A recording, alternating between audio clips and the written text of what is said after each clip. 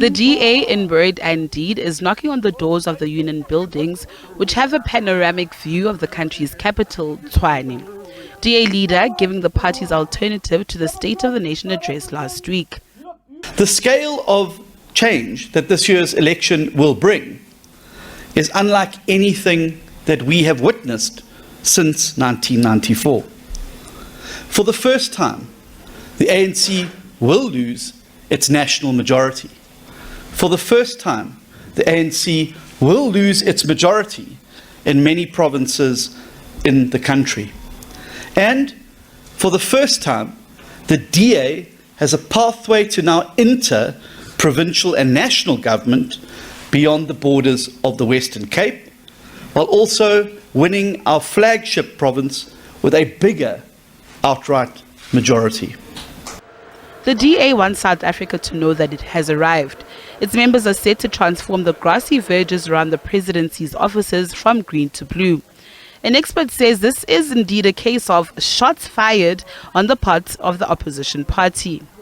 It sends a message or a potential message that says that the possibilities that the Democratic Alliance could be in charge of the state. And remember, the union building is the seat of the presidency and the executive.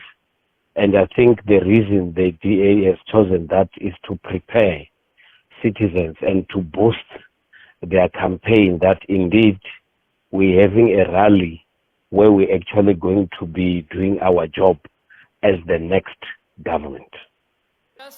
The DA has decided against the so-called Battle of the Stadia ahead of these elections. The site of warfare for the three of the largest parties, the ANC, EFF and IFP, is Moses Mabhida Stadium in Durban. KwaZulu-Natal, together with Gauteng, are the most coveted provinces to win for all parties as they boast the highest number of eligible voters. But the show of forces by political parties at the stadia does not necessarily translate into votes at the ballot box. There is a perception that the choice of the venue and the attendance of these manifestos has a potential to influence the voter. And unfortunately, that is not the case. What is important is the long road ahead of convincing people to go and vote for the party during elections. Another aspect that, in my view, we need to look at is that not all people who would attend a rally are going to vote for that political party. People attend rallies for many reasons, and the biggest work that is ahead of all political parties is to campaign and convince citizens to do the right thing at the voting station. Ndou says what is critical for the party is to ensure its supporters turn out to vote and its coalition with the 10 other political parties holds. There are two major things on the DA.